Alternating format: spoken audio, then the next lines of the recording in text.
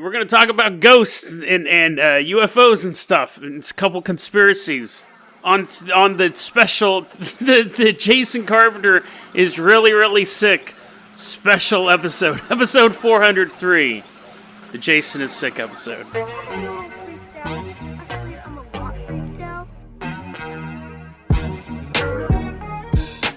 Hey everyone, welcome back to another episode of Dead Rabbit Radio. I'm your host, Jason Carpenter. I'm sick, but I hope you aren't. I hope you guys are having a great day. Now, let me get in front of everything. It's not Corona. It's not the coronavirus. It is something that sucks. Nose has been running all day, and pretty gooey feeling. My bones hurt. So I did have an episode planned for today, but I'm recording this one pretty late. I know there's going to be a lot of times that I'm turning away to cough, so we're going to keep this one easy on me is what I'm saying. But this isn't a filler episode, because I got some cool stuff to talk about. It's just not going to be in the format I normally do. And let me go ahead and say this. I almost feel like apologizing, but let's give a shout out to today's Patreon supporter. Today's Patreon supporter is Misty. Misty specifically requested I do not try to pronounce her last name, but I really, really appreciate the support, Misty. I'm going to use your particular Patreon donation to go buy some more medicine. And if you guys can't support the Patreon, you can always support the show by helping getting the word out about the show. That helps just as well. So Misty, let's just hang out at my place today. Come on, let's take a seat. Today, I want to talk about some conspiracies I believe in. Now, let me say this right off the bat. I have no proof to back any of this stuff up. So legally, I'm just rambling, right? But me and you know, I have a couple weird conspiracy theories that I've been thinking, or insights. Not a stand-up comedian, but here's conspiracy theory number one. I believe, okay, so you know when you see I don't want to use real actors' names, because then that is actual slander.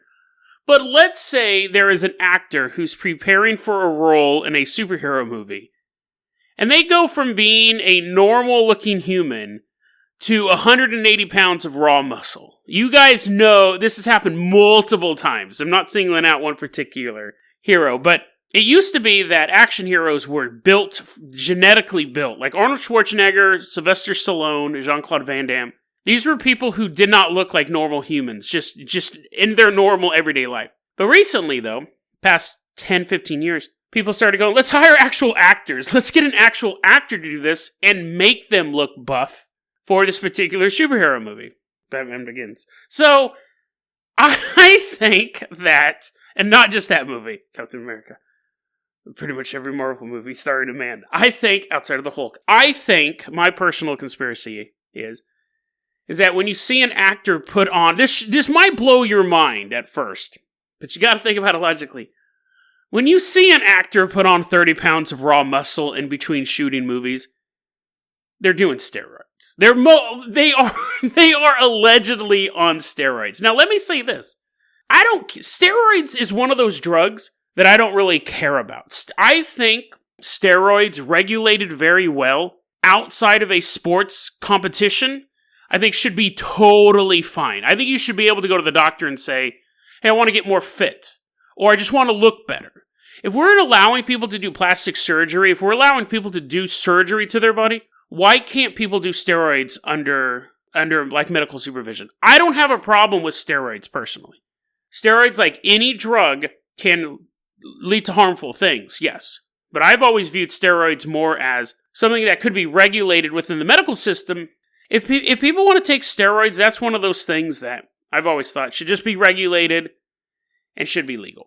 As long as you're not playing sports, because then it's not fair. The point is that I believe that when we see these actors put on all this muscle weight, because a lot of times steroids may not even make you stronger, it just makes you look bigger, which is the kind of the connection between that and plastic surgery.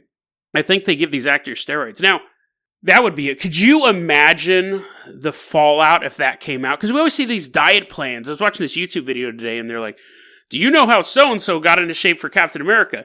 Intermittent fasting. And I was like, nope, steroids. That dude obviously did steroids for that franchise. Because what happens is then, I mean, nowadays they have the franchises can last a while, but for the most part, they they look normal their next movie. Like, oh, look at me, I magically lost all that muscle that took me so long to build up. It's magically gone. Now I can fit in this business suit for this family drama. Steroids will do that if you stop taking the steroids. And I bet you anything that they go to these quote-unquote trainers. I don't know if they're tricking these guys. They're like, look at me, Mom, I'm so strong. And the guy's like, you are strong, Billy. Here, let me give you another injection of strong sauce. Yay! I mean, like, they probably sit down with them and say, hey, listen, we're going to have you eat nothing but fish. And you're going to be lifting a bunch of weights, but you're also going to be taking human growth hormones. And this is why I think this is true. One, my eyeballs work, and I can look at actors who have massive weight fluctuations between movies. My eyes work. That's the first part of the conspiracy. Two, if I have a $200 million movie on the horizon, and part of it is you looking like a superhero, I'm not going to be like, I hope he has good genetics. I hope he can put on muscle weight really quickly. Now, Norbit, you can throw on a fat suit, right? And then you're fine. There's your $200 million investment. But with this dude, like, with these guys I'm talking about, there's no way they're, like, checking their watch and they're, like, going into the gym each day and they're like, how's he doing? No, they're injecting him with human growth hormone or steroids or something. Again, I don't have a problem with it, but it would be a huge scandal if that ever got out. And you heard it first on Dead Rabbit Radio. You know what's funny? All the stuff I talk about lizard people taking over the planet, gray aliens, all the other weird stuff, Mormon Bigfoot, never worried about him breaking through my door. It's funny because all the conspiracy theories I do watch, that'll be the one that gets me shot in some back alley. I'm shot behind 24-hour fitness. Bunch of needles in my back.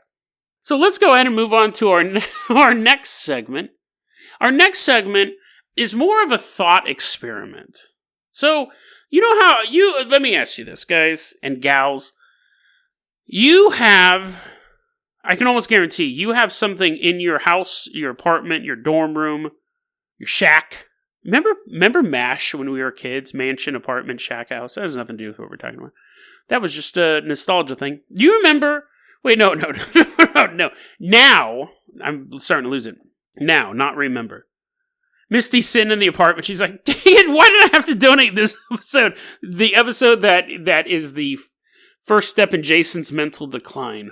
It's almost sad that he's even recording an episode right now. So I can guarantee that you guys either have a guitar that is not being played, or some sort of musical instrument that you bought that you planned on using. Or maybe you have a program on your computer about like how to make a video game. Maybe you have the first chapter of a book you've written. Maybe you have a first chapter of a book you've read that you're like, I always wanted to read a book, but you've just never finished one. Maybe you haven't even gone that far. Maybe you have a story idea that you've totally built out the world, but it's not built out enough. You need to have the world building completely done before you start putting pen to paper. I'm not mocking any of that because I've done that my whole life. Now, I've been blessed that I've done that type of stuff where I will start a book and then I'm like, oh, I have to do this and I have to do that. And on the same token, I've also been like, oh, here's another idea, and I've run with it. Like this podcast. Like before I started the podcast, I was trying to be an author. I was writing all this stuff. Nothing was really catching fire. Do this podcast, it blows up. So that should be inspirational that what you're trying to do or what you started and put away, maybe that's not the thing for you. Maybe it needs a second look. Maybe all that stuff, right? Maybe all that inspirational stuff that usually sounds better when I feel better. That's not the point of this segment. Well, it is kind of, you should follow your dreams. But think about this. Think about this right now, okay? So back in the 50s and stuff, people had... Okay, so let me say this too. First off, I apologize for this episode. Secondly, I'm getting this from a note I wrote to myself called Weird Thoughts. I found it on my computer when I was like, what do I want to talk about? What do I want to talk about this episode? I want to talk about steroids, because I've had that conspiracy theory for a while, actually. The YouTube ad about intermittent fasting reminded me of it. Here's this. This is my note. I don't know why I thought this, but here's this note. Quote, people used to want to be married. Just to show you how my brain works. This is what I wrote down. People used to want to be marionette operators or using dummies. So I was sitting there one day and I thought, I used to have a guitar in the corner of my room, right? Everyone does. Everyone has that. It's nothing to be ashamed of. But I was kind of ashamed of it because it was all dusty. So I gave it to Veronica, who gave it to her daughter. And that way, if she ever becomes the next Taylor Swift, I'll be the Colonel Tom Parker of that action. But that's normal, right? But think about it. At one point, somebody convinced their wife that they were going to be the next. I don't even know who was a famous marionette dude. This is the reason why I'm thinking this is because it shows how, I think, familiar the human experience is. Right? I'm not going to spend too much time going on this because then I just feel like a stoner. I'm the worst kind of stoner. I'm a stoner who doesn't get high. I'm a stoner who hasn't been high in almost a decade, but I still have stoner thoughts. We have those dreams and stuff like that. And we see, like, guitar people, musicians is what they're normally called, playing guitars, and you're like, oh, I would like to do that. Like, I don't see myself as Mr. Maroon 5, but I could see myself as, Jason Mraz sitting at a coffee shop picking up chicks with my guitar. But back in, like, the 50s, I mean, they had guitars and stuff like that, but it was all, like, jazz music and stuff, right? But, what was really big was marionettes. So you had some dude who had an apartment, and, like, in the corner of his apartment was a ventriloquist dummy. And people would come over, and it'd be all dusty, and they'd be like, hey, Jason, didn't you used to talk about trying to get on the Ed Sullivan Show with, like, your dummy, doing that dummy stuff? Oh, yeah. I practice on the weekends. I mean, I don't have a lot of time now. But, I still break it out every once in a while, and people are looking at it, it's kind of dusty. Have you noticed, too, actually, that joke notwithstanding, there's almost an unspoken code. I guess this is a conspiracy. There's an unspoken code among us. We all have the dusty guitar. The half-written book is really hard to see. A lot of times people at work or people at school talk about a book they're writing, and then there's an unwritten code there where none of us ask the other person how that's going. Have you noticed that? I guess this is kind of a weird stand-up routine. I had my dusty guitar in the corner, and it was for a couple years. Multiple people came over. Sometimes people would pick it up and they'd kind of strum it because they actually knew how to use it. But no one ever went, man, this guitar's dusty. You never followed your dreams, did you, Jason? You're like, no. No one ever comments on the dusty guitar. When you say, hey, I'm thinking about writing a book, and you start telling the story, and people are like, oh, yeah, it sounds kind of interesting.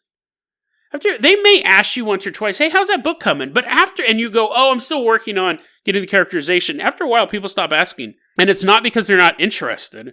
It's because we all have that dusty guitar. And we don't want to be asked about it, right? Isn't that weird? It's kind of like a communal, it's a communal shame.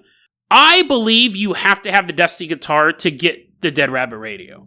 I believe you do have to have the failures at creativity or whatever you're doing. Doesn't necessarily have to be creative. You may be trying to rebuild a car and it's just sitting in the garage.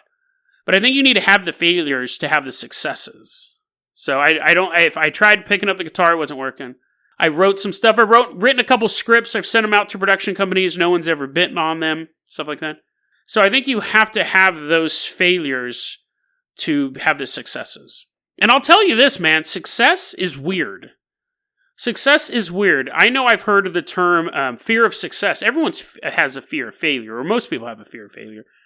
You can get over it. Some people have a fear of success where they'll self-sabotage themselves. Where they'll be like, nope, this is getting too big. And the reason why I don't have that is because I've had failures in my past and I've had successes in my past. Like, let's say I go, I'm going to spend this next couple of years being a journalist, and is a very successful journalist. I'm going to spend these next couple of years being an actor, fairly successful actor. And then I had all these other failed projects behind me. So you have to have those successes and those failures. But anyways, let's get back to the dummy. So the point is that I think it's weird that we all have this communal thing where we don't talk about the dusty guitar in everyone else's room because we don't want people to ask us about our dusty guitar. And it's, if you haven't got it yet, it's a metaphor for giving up on things you want to do.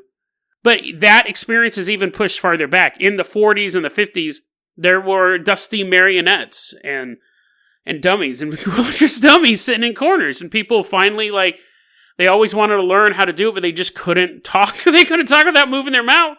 But they kept it in the room because I'm going to pick it up one of these days, and eventually they packed it in a box and stuck it in the attic. And then eventually they probably sold it or got stolen. Got stolen by the notorious dummy thief. And then I can almost guarantee you we can even go farther back to like, when did people start having fun? I know that might sound like a joke, but being happy, the old version of that was luck. Happiness in olden times basically meant luck. It really, people did have joy, but it wasn't like, oh, I'm going to go do my hobby now. You basically worked until dinner time, and then you rested. And then as society became a little more comfortable, you're like, oh, and now I can like read this book. This book that's not a religious text. That's when people are like, oh, look at fiction. This is awesome. When before you were either like reading the Bible, someone reading the Bible to you, or whatever religious text of whatever region you were in, and then working the rest of the time. But eventually we got to a point where we could start going, what is this thing I'm feeling? It's joy. This is awesome. Even back then, people, like, in that time where people were able to start to find human joy and comfort in the little things, and I'm not talking about the super wealthy, I'm talking about, just normal people. They had marionette puppets, right? We're still stuck on that. You had little Otto in 1890 Germany who really, really wanted to, he had all of these story ideas in his head of his own Punch and Judy show. He's like, oh, I'm going to have 2 punches, and it's going to be like, they're going to be like robbing banks. And he's like the Quentin Tarantino of hand puppets back then. And then at a certain point he goes, no. And his puppets got dusty in the corner. So, yeah, it's just a weird thing. That is a new conspiracy. I'm dubbing the dusty guitar conspiracy. So, yeah, that's segment 2. That's segment 2. That's technically a new conspiracy. We can put that on conspiracy theory iceberg. The dusty guitar. Because everyone has one. Nobody wants to talk about it. And everyone hopes the best for themselves. I'm not a huge believer in the crabs in the bucket theory. Maybe because I'm not a crab in the bucket. Crab in the bucket theory is nobody wants to see other people do good. If you put a bunch of crabs in the bucket, if one's about to escape, the other crabs will pull it back down into the bucket. And there's a sociological theory called crabs in a bucket, where humanity doesn't like to see other people rise up, so they'll pull them down. People do like to see really high up people fall, but the one thing people like more than to see people at the top fall is redemption stories. Those are the ones. It's a really weird cycle. Like nobody likes to see, like, say, Britney Spears. She's the best example for this because she actually did this. She rose to the top. She had a mental breakdown, whatever you want to call it. She's attacking people with umbrellas, and her kids get taken away. It's all sorts of craziness. And everyone was like, what did you expect? Child celebrity. She's nuts. And then she came back bigger than ever. And now that's where she's at. She has, her dad's going through some health problems, stuff like that. But people like to see people, they do like to see people fall, but they like it even better when they come back. Elvis Presley, perfect example of that. So what was I talking about? Oh, yeah, dusty guitars. I think everyone wants to see all the dusty guitars get dusted off and all the dreams fulfilled, but everyone's too afraid. Sometimes you just got to find another guitar. This microphone is quite dusty for a while. I've talked about this before. I was a musician. I have a couple of my zombie songs online. I had some earlier episodes, and I had this microphone. It got dusty because I stopped using it and broke it back out for this. So you always have time to dust it off. Let's go ahead and do one more topic. Let me think about it. What did I talk about already? I talked about dusty guitars, and I talked about... What did I talk about in the beginning? Oh, yeah, actors breaking the law to get buff for superhero movies. Okay, so here we go. Here's my last conspiracy. I don't even know if this is a conspiracy. I think it's not. You're like, Chase, you're not going to talk about marionette puppets again. No, I'm not. I don't know how to...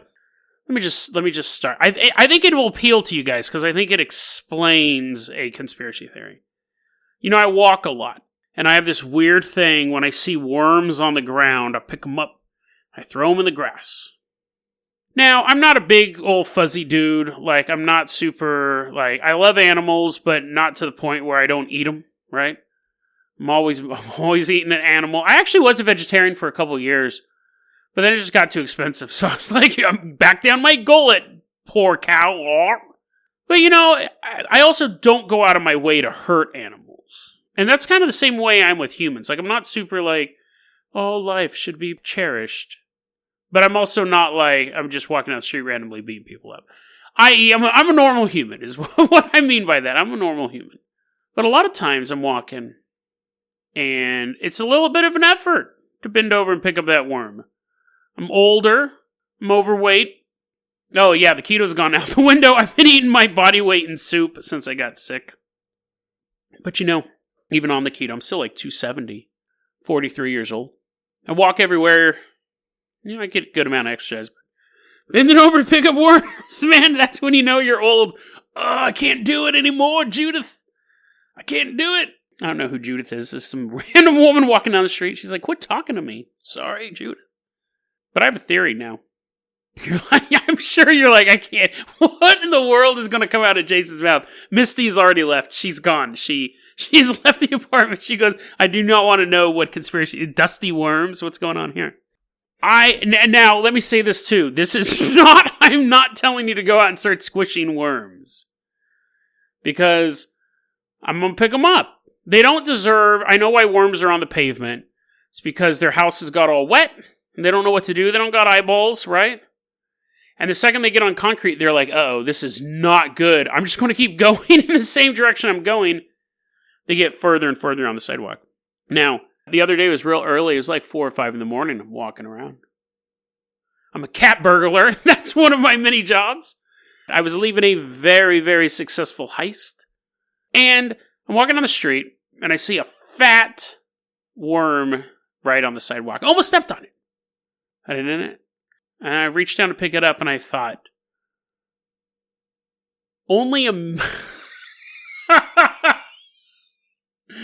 I legit had this thought, and I can't preface it anymore. I just have to say it.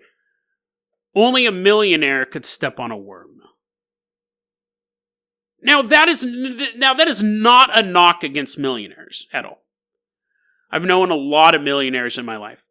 It's not a knock against it. That's one of the cool things about getting older. Is you meet tons of people. When you're younger, you run into the same social group. When you get older, you meet people and you're like, hey, how you doing? Oh, yeah, I own this business. Oh, yeah, they got like $10 million in their bank account. I'm totally fine. It's not a knock against millionaires. I think that it's the reason why I'm not a millionaire. So let me explain. To have, and I've talked a lot about visualization. So when I visualize having a successful podcast or having a healthy life, cough, cough, or I actually don't visualize my health that often, but I'm generally very healthy. When I talk about visualization, I visualize having a successful podcast. I visualize all these things. I also visualize being financially successful, having advertisers and things like that. But part of visualization is believing you're already there. I already believe this podcast is incredibly successful, so it's no surprise to me when it is. Very, very happy that we're huge in Argentina and other parts of the world. Today was a great day for downloads, 2,000 downloads in a single day. Huge in the world of podcasting. But I visualize those things already. I know they're going to happen. But those are all just numbers and things. The reason why you need to be able to step on worms to be a millionaire is because part of being a millionaire, this is, like I said, I've met a lot of millionaires in my life. Part of being a millionaire is saying no to people. Now, I'm actually really good at saying no to people. I don't think you can be successful unless you say no to people. But at the same time, I don't have a lot of respect for money. I see that as kind of a number, as a kind of a thing. So, if I was given $1 million, and people started coming out of the woodwork asking me for money, how would I deal with that? Interesting question. I don't necessarily consider myself a nice person. I'm definitely not someone who can be manipulated. But if you want to know who can be manipulated, it's generally people who say that they can't be. If I had $1 million given to me, I feel like I would have to isolate myself for a period of time to prevent myself from being taken advantage of. Now, I've actually done a really good job in my life surrounding myself with people that I can trust and people who don't really care about money either. They either have enough of it themselves or it's just not something that concerns them. So if all of a sudden, let's say a network came to me and said, hey, we'll give you $1 million for your show. We want you to be exclusive on our network.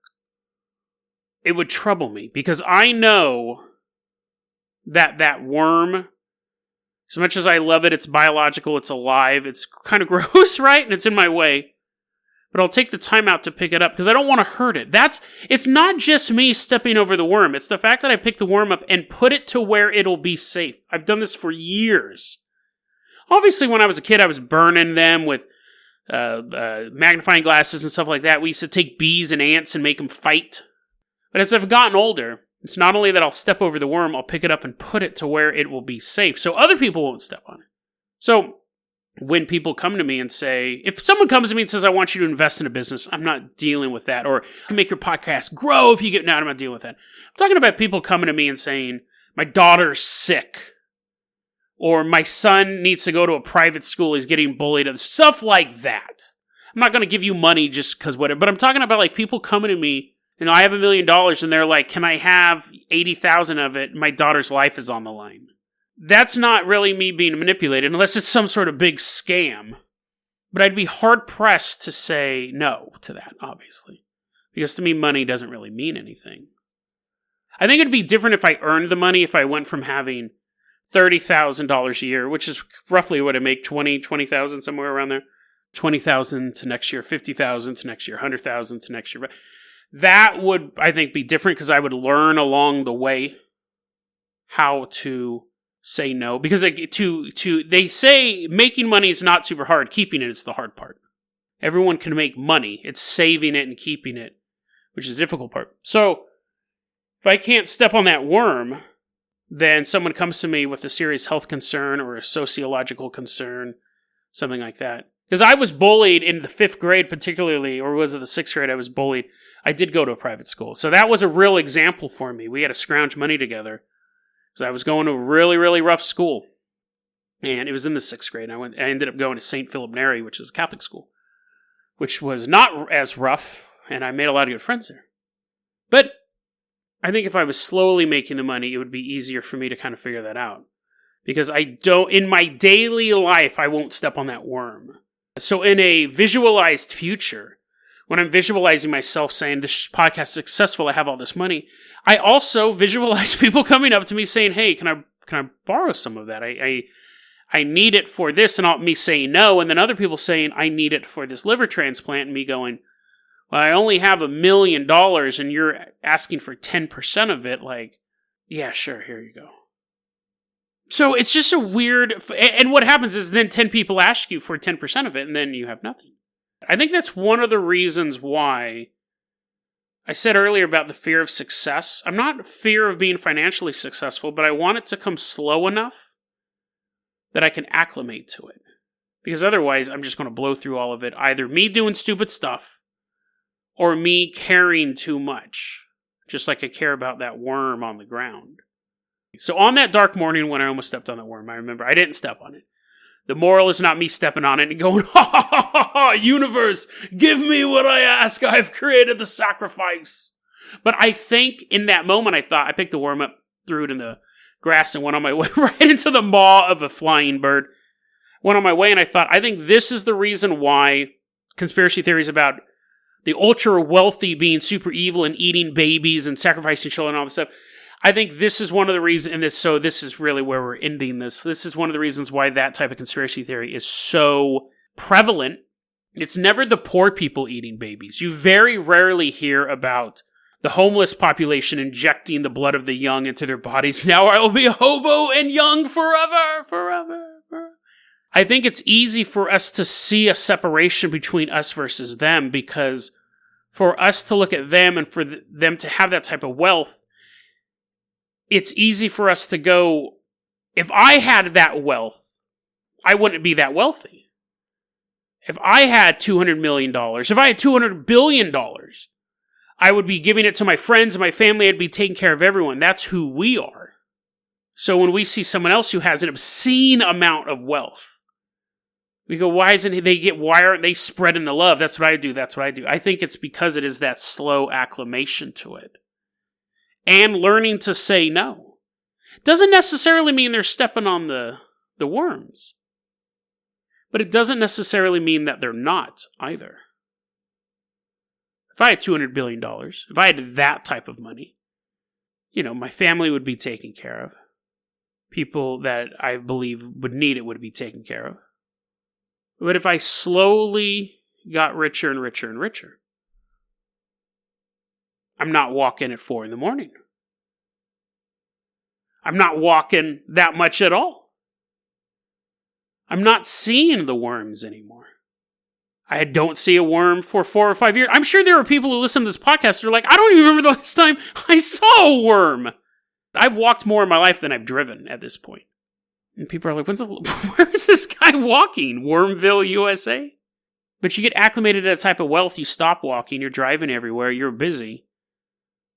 It's not that you don't care about the worms anymore, you don't even see them when you step on them. You're too busy just looking ahead to your destination, then walking slowly and enjoying the sights. And walking slowly may not make you rich, but it may help you help the little guys along the way. deadrabbitradio@gmail.com is going to be your email address. You can also hit us up at facebook.com/deadrabbitradio. Twitter is @deadrabbitradio. Dead Rabbit Radio is the daily paranormal conspiracy and true crime podcast. You don't have to listen to it every day. I'm glad you listened to it today. Have a great one, guys.